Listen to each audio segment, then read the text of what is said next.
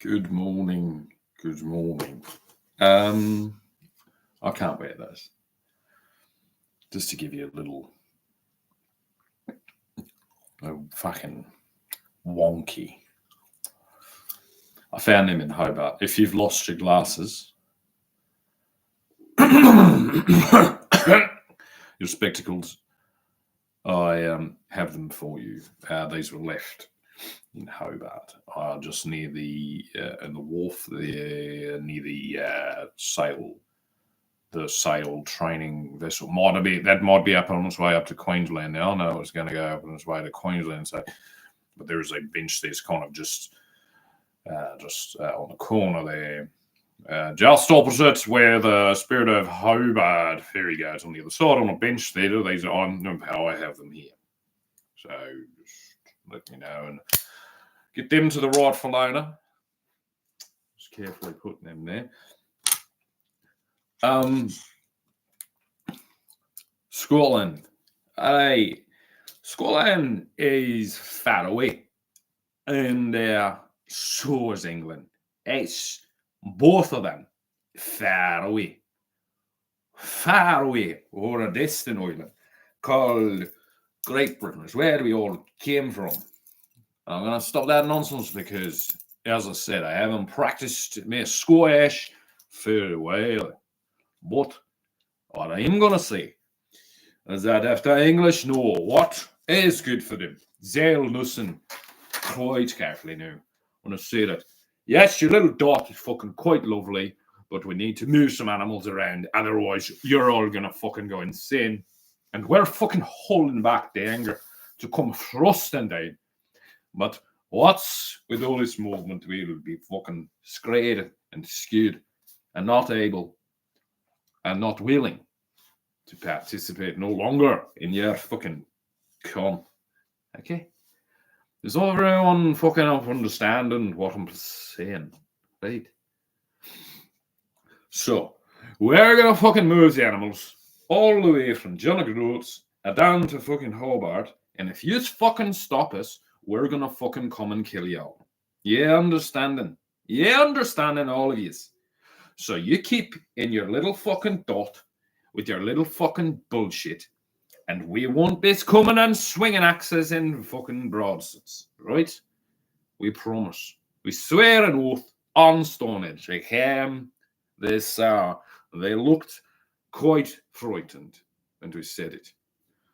The rooster stank up, it's the Rush, the Chinese things there.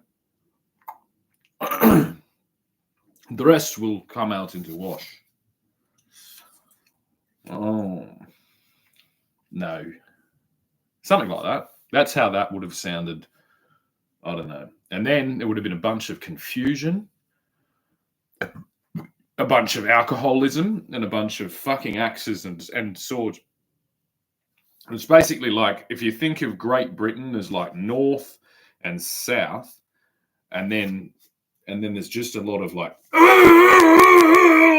fucking alcoholism, alcoholic murderers. Now, I'm up here projecting down to fucking Hobart, down here, and then over here to Western Australia in calm, peaceful serenity, surrounded by alcoholism of our ancestors, surrounded. And I have a fucking Irish, basically ex-wife, trying to fucking shoot me. And I'm just like, like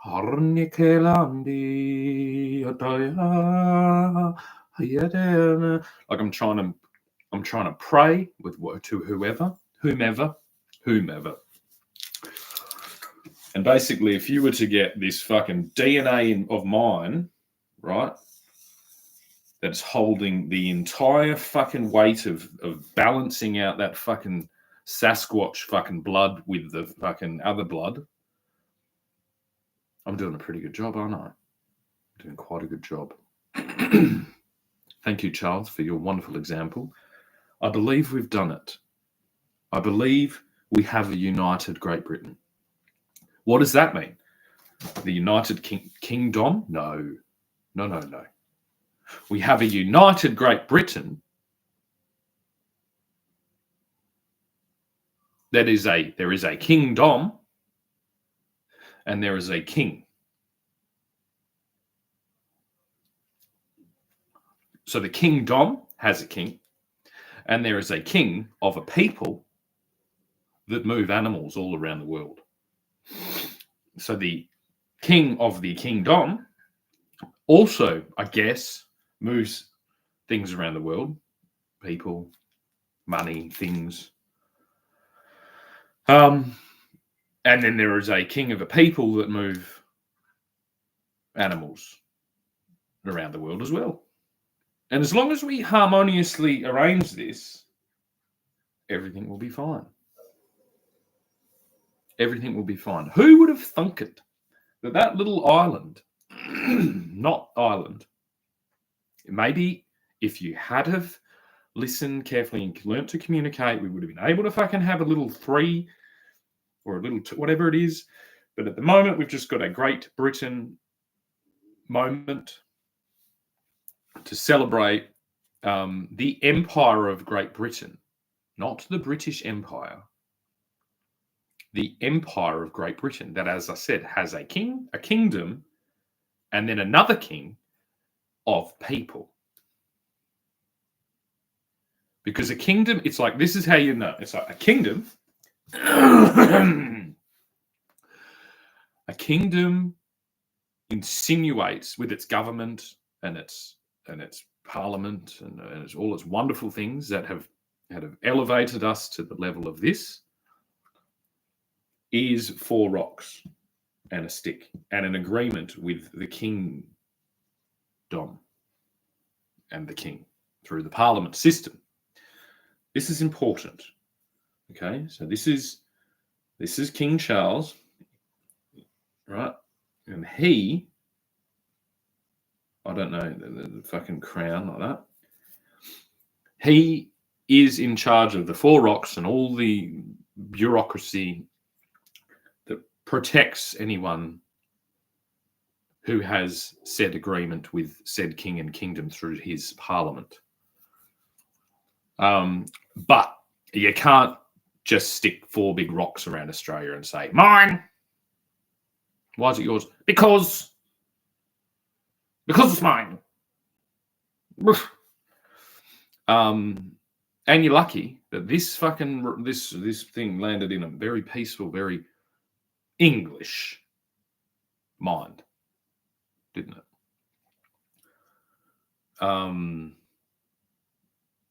And so I'm negotiating this quite wonderfully, I think.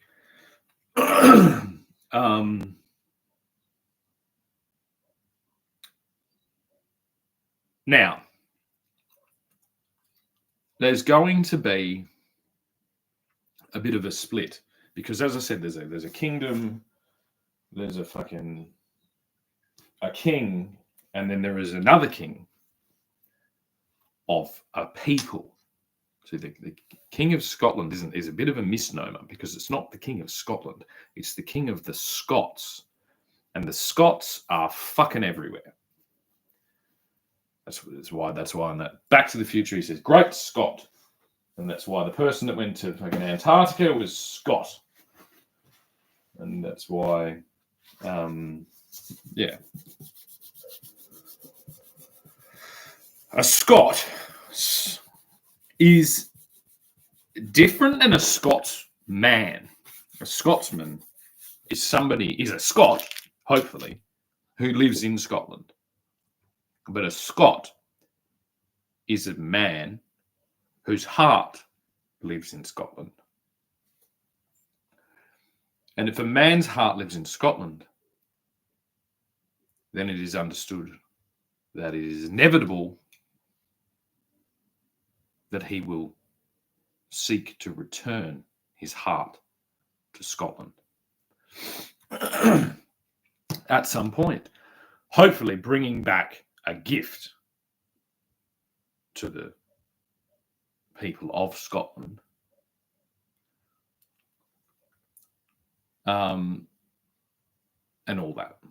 And so this is old, This is an old thing. And once again, I'll say thank you to the metropolitan revolution of the previous 100 or so years. Really, years went fucking all out, didn't you?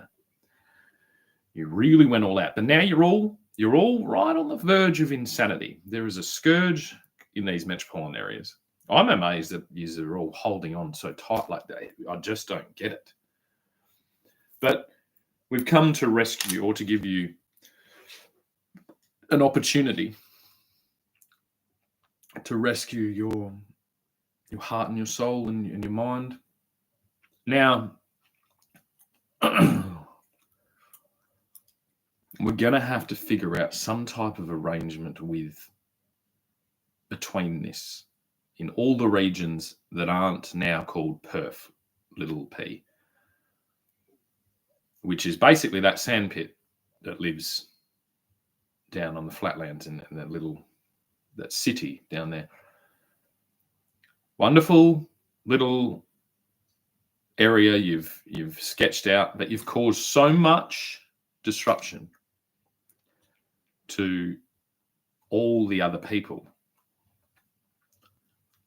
that we've had to change the arrangement for good. And so you'll see that we have the west of this big continent here known as Australia.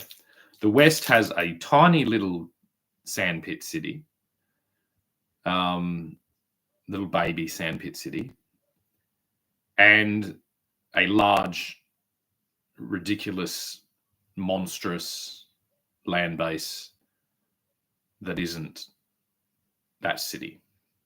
And that land base now stretches all the way from Hobart to the tip of Scotland, the northern tip of Scotland, through Japan, through Mongolia, through Kazakhstan, through Ukraine, through Germany, all the way to the tip of Scotland. And just like the city is an overlay on the land, this is an overlay on the land base. And we manage it from the complete opposite perspective of somebody that has locked themselves in a room and schemed, which is okay, because you'll notice that I'm in a room and I've schemed, but most of my time has been spent outside of that room. And so I'm reflecting on that time when I bring this back. And this has always been the way, except I am attempting to not conquer this land base, but to recover this land base from the disruption caused by the city dwellers. And so we've needed to change the whole thing to reflect that metropolitan experiment has now reached its pinnacle. And actually, it did this before. So we're already over that hill. And now there immediately needs to be a gesture towards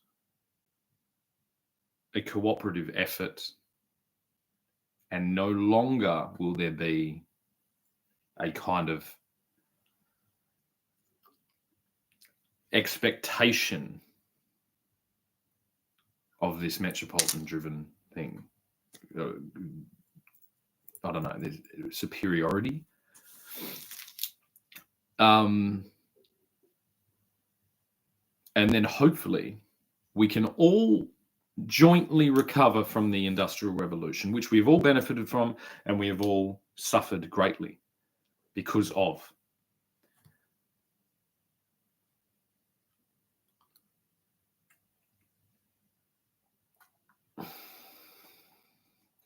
So I get this is like moment number one. Scottish independence. You could call it the Scottish Empire. would be a way to think about it. But all of these concepts of empires, they're all overlapping. They should be symbiotic. And I guess this is the only benefit of having somebody do what I'm doing. It is by example. I'm in Charles's territory right now, King Charles's territory, and I've been treated well. And so the reverse will, of course, be true within our customs. And our customs don't bring, if you enter our areas, don't bring the majority of your metropolitan nonsense there, because you will find yourself exposed, you will find yourself othered. It is not needed. You need to learn how to communicate. The fact that nobody has presented themselves with adequate ability to converse. This is only something that can manifest within metropolitan areas that have a little systemic hierarchy that is kind of now being very much exposed for hypocrisy. So, well, is that it? You're exposing it of hypocrisy? It's like, well, that's pretty important right now, because its whole structure is built as a promise that it doesn't do that. When you tie in my family's historic thing, this is why we're getting to here. It's a negotiation that isn't yet taking place. But it is. It's a negotiation from my perspective. Is it a lot of work put in to make this observation and to really push back this ridiculousness?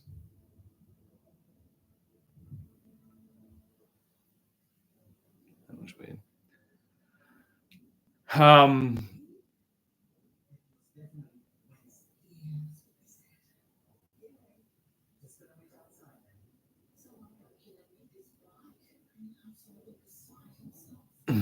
The TV's just started by itself. Anyway, I'll ignore the TV that just started by itself.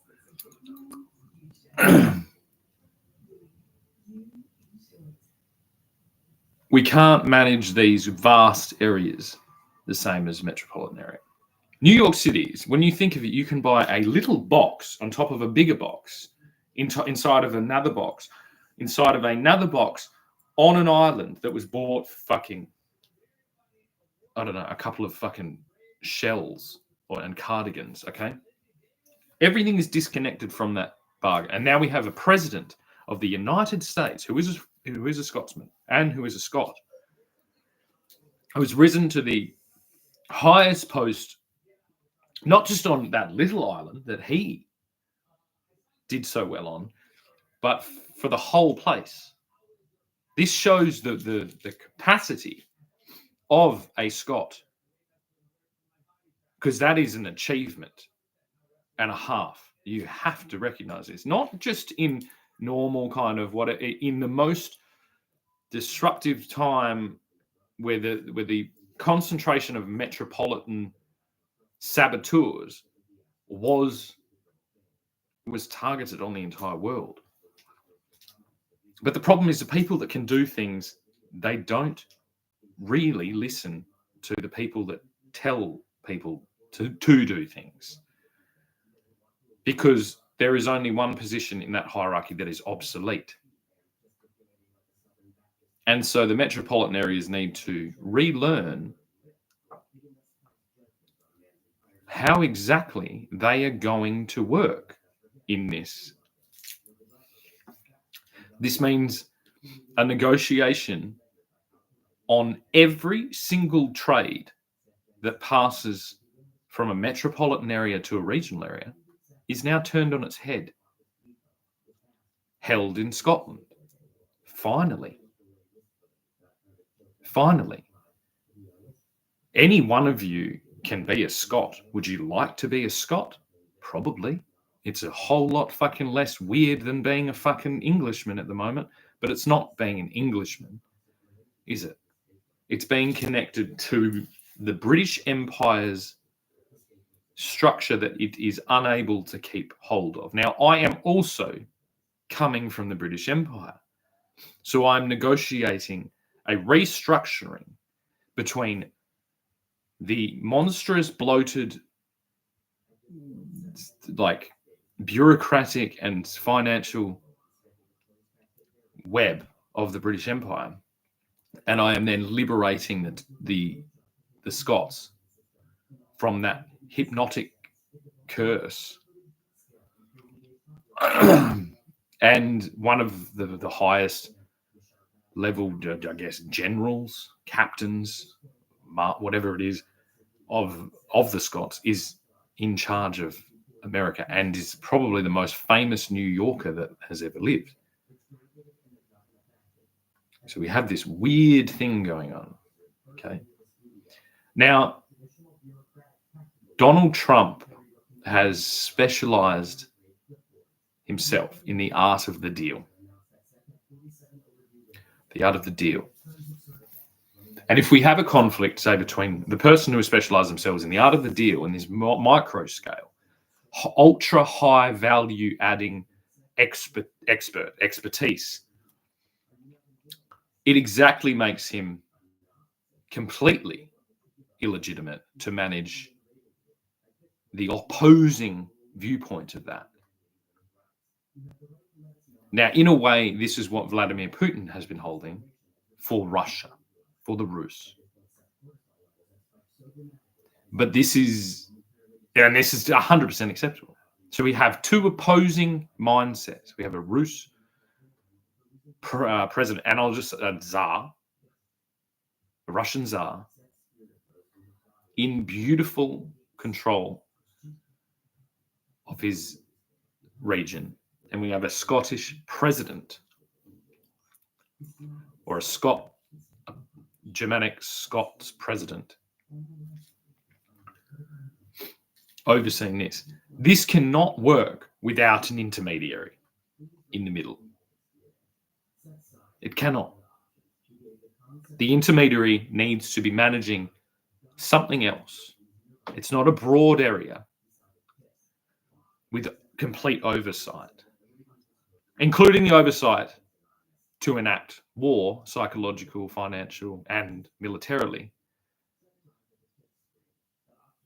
And it can't be the ultra value adding Scotsman New Yorker,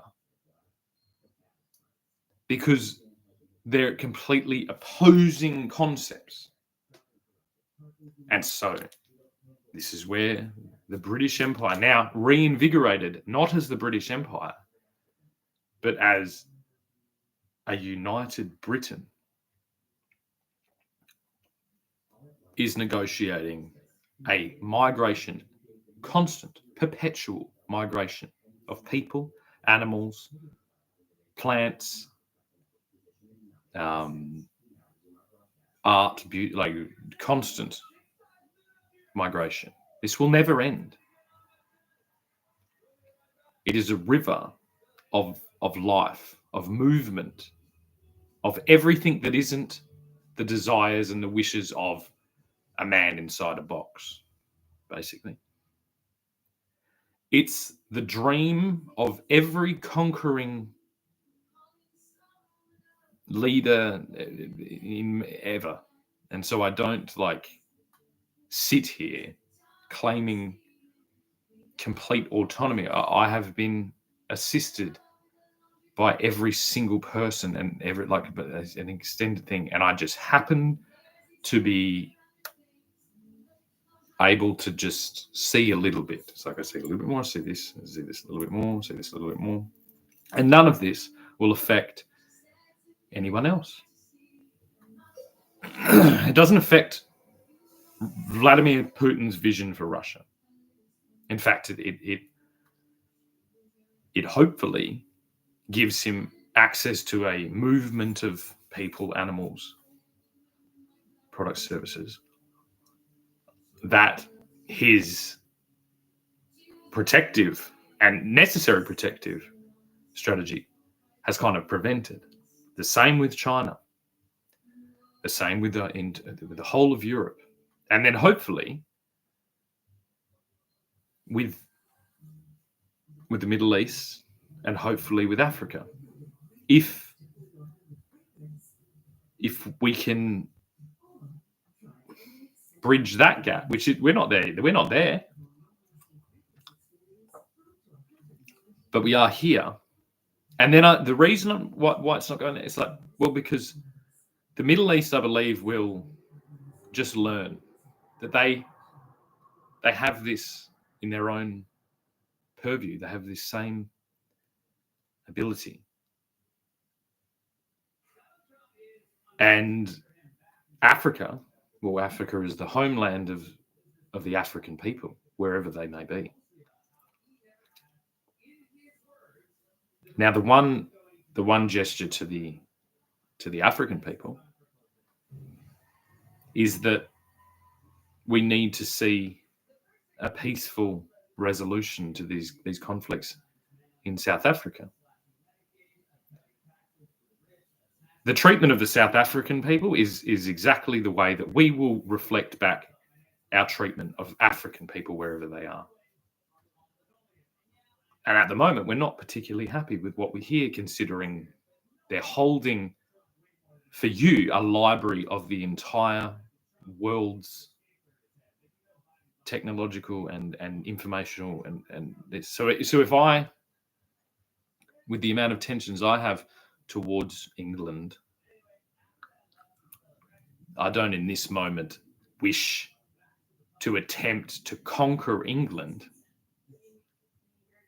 And the only reason I can think of doing that is because of this resource. So the world's eyes will constantly be on South Africa, right on that border between Botswana and South Africa. And we really need to see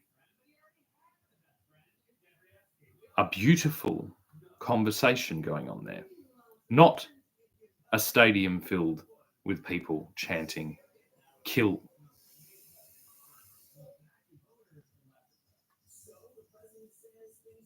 And to say that here towards the Middle East, and not a bridge, our bridge, with a bunch of people saying, "Kill."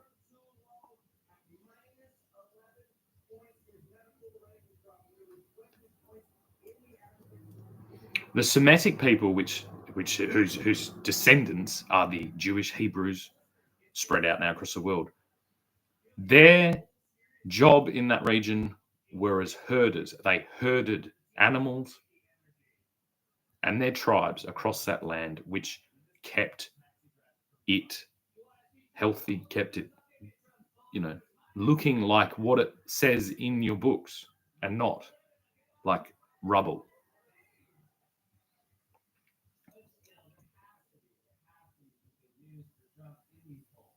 But we're not going down that pathway.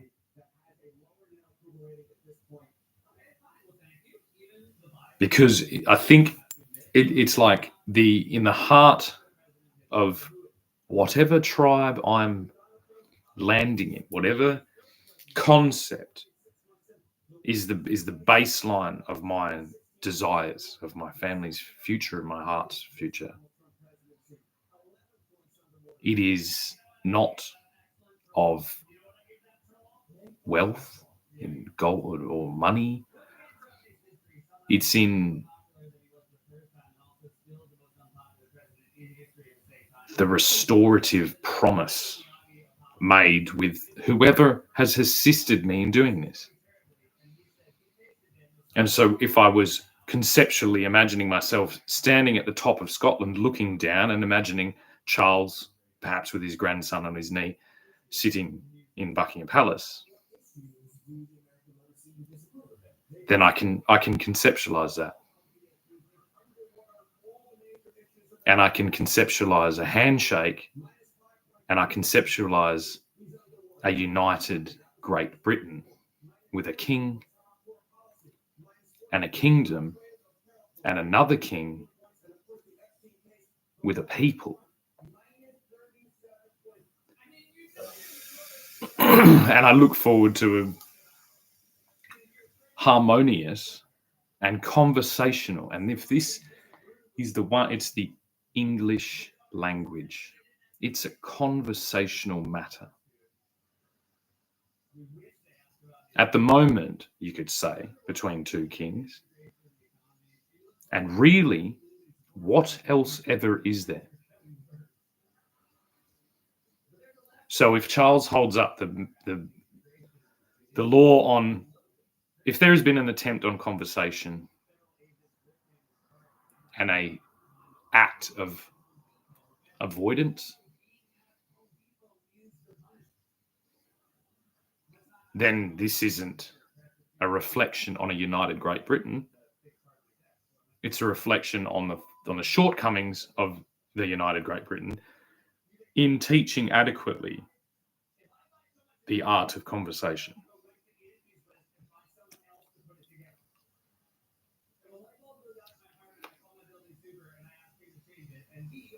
And so how did the Labor Party, captained by Captain Roger Cook, lose 98% of Western Australia? Because he did the most un-English, un-Scottish, un-British thing and avoided conversation when that is the definition of his job, of his role.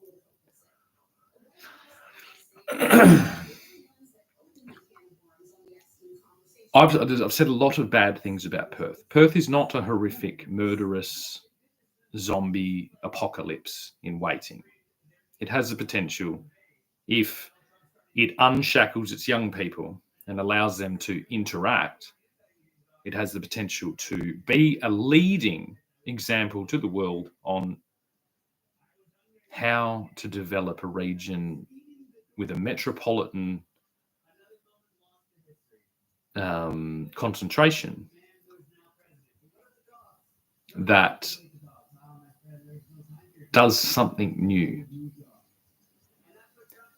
And this is an example of the suburban bloc that I criticize so much. Obviously, if I'm dreaming of vast plains and herding animals, of course I feel like a prisoner on a suburban bloc.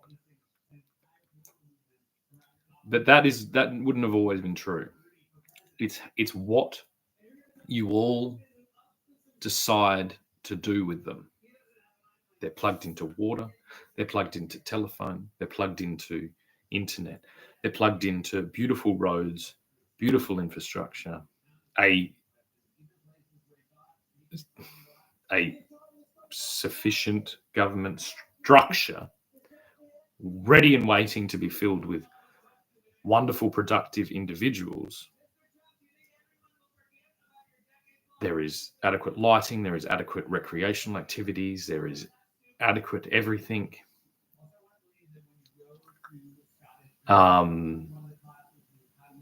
There is just a conformity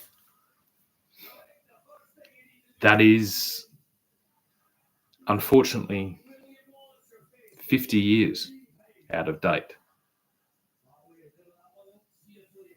Now, conformity is a wonderful thing. Regional examples should concentrate themselves into specific regions of our urban sprawl. But to do this, we need experimentation. And so, as a gesture of goodwill to the losing team, I'm going to extend this little piece of knowledge. It's called a license to experiment. There are, I don't know how many hundreds of thousands of suburban houses, bungalows in this urban sprawl. There's got to be a few people that are willing to experiment with a new concept that can perhaps be adopted by that particular region. And the older generations that I have worked alongside with and spoken with in sporting clubs and music and literature and art and things like that, or architect, whatever it is, engineering, then I find it very hard to believe that there isn't one amongst them that has a better idea for what to do with these 4x2s. What the next step looks like. And so before the Premier cuts down another banksia tree, displaces another family of cockatoos or another echidna, I'd really like to see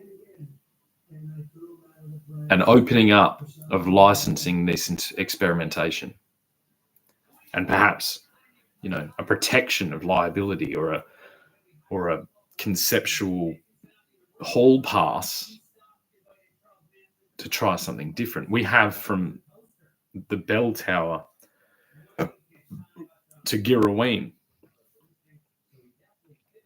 to see something.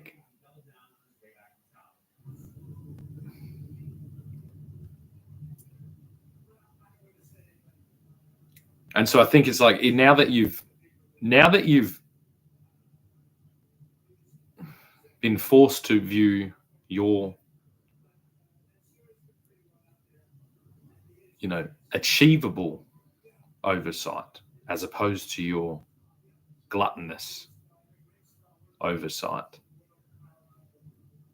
I think it's time for the Labor Party to get the pencils out and the erasers and start showing the people of Perth, P-E-R-F, lowercase p, people of Perth, perhaps the modicum of Perth will be represented once we see something adequate of carrying that very historic, very important title.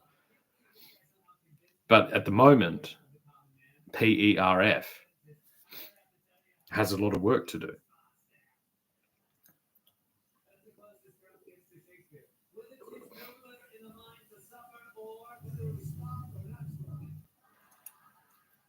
And we used to have colouring in competitions. Does anyone remember them? Primary school kid.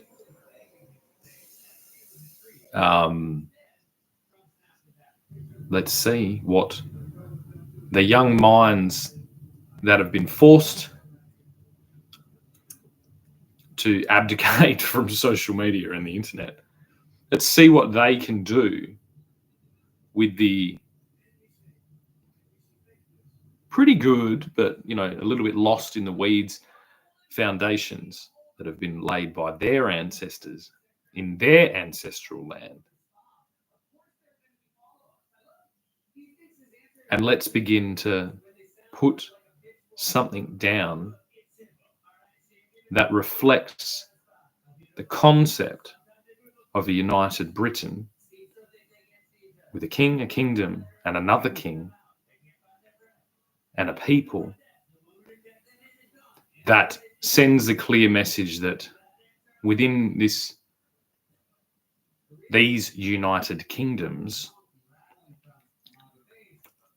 we extend from Hobart to the tip of Scotland, and we are peacefully negotiating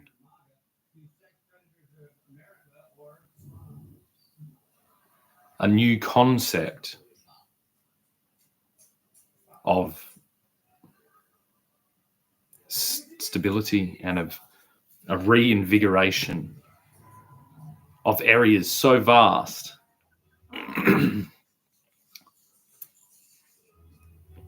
that it makes your mind boggle. That's what I want to see in the hearts and in the minds of West Australians, or as Perfians, in their homes. In their homes.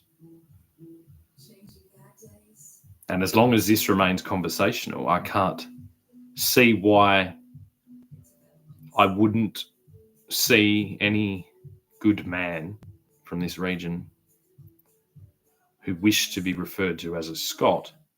I can't see why I wouldn't see that. Why I wouldn't bless that with whatever authority I may or may not have.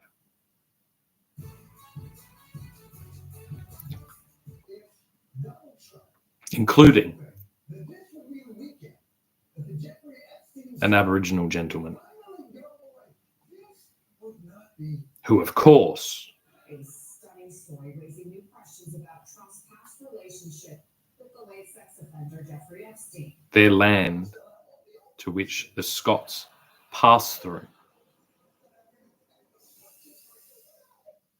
is always respected as their land.